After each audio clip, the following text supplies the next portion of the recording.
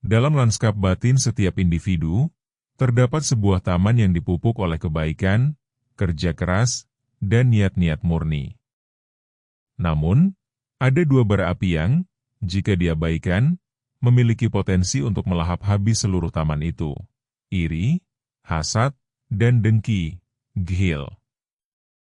Konsep ini, yang mengumpamakan keduanya seperti api yang membakar kayu bakar, secara mendalam menggambarkan bagaimana kedua sifat negatif ini menggerogoti dan menghancurkan kebaikan-kebaikan dalam diri seseorang. Kepribadian yang dikuasai iri dan dengki adalah kepribadian yang senantiasa berada dalam kecamuk batin.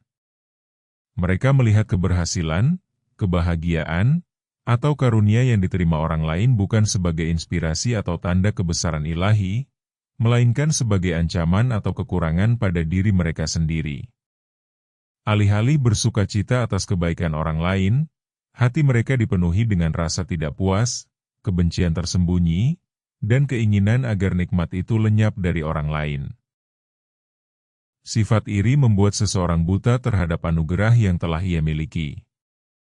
Fokusnya selalu pada apa yang dimiliki orang lain, sehingga ia gagal menghargai karunia-karunia unik yang ada dalam dirinya. Ini melahirkan jiwa yang kering dan tidak bersyukur. Setiap kebaikan yang ia lakukan, setiap amal syali yang ia kerjakan, akan dihanguskan oleh panasnya iri hati ini, karena motivasinya tercemari oleh perbandingan dan persaingan yang tidak sehat. Dengki, di sisi lain, adalah manifestasi yang lebih pekat dari iri, di mana keinginan agar orang lain kehilangan nikmatnya berubah menjadi tindakan atau niat jahat.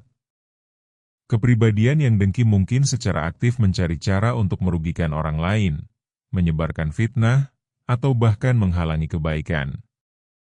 Ini adalah tingkat kehancuran yang lebih parah, karena tidak hanya merusak diri sendiri, tetapi juga berpotensi merusak hubungan dan tatanan sosial. Bagaimana api ini menghancurkan kebaikan? Menghilangkan ketulusan, ikhlas. Ketika iri dan dengki merajai hati, setiap amal yang dilakukan cenderung tidak lagi murni karena Allah, melainkan tercemar oleh keinginan untuk menyaingi atau melampaui orang lain. Ikhlas, fondasi semua kebaikan, menjadi rapuh. Merusak kedamaian batin, seseorang yang iri dan dengki tidak pernah merasa tenang. Hatinya selalu gelisah, cemas, dan marah. Ini menguras energi positif, menyebabkan stres, dan bahkan dapat memicu penyakit fisik. Menghalangi pertumbuhan, energi yang seharusnya digunakan untuk pengembangan diri dan meraih keberhasilan, malah terkuras habis untuk memikirkan keburukan orang lain atau merancang cara menjatuhkan mereka. Menimbulkan permusuhan, iri dan dengki adalah racun dalam hubungan antar manusia.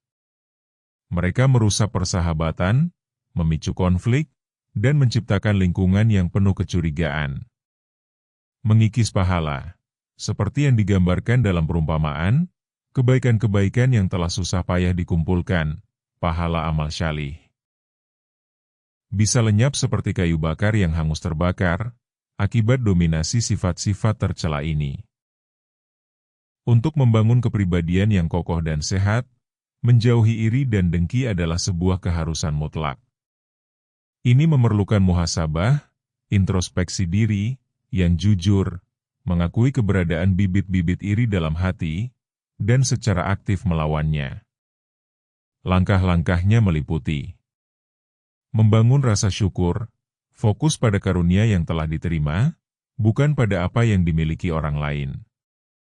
Mendoakan kebaikan bagi orang lain, melatih hati untuk mendoakan kebaikan bagi mereka yang membuat kita merasa iri, secara bertahap mengubah kebencian menjadi kasih sayang.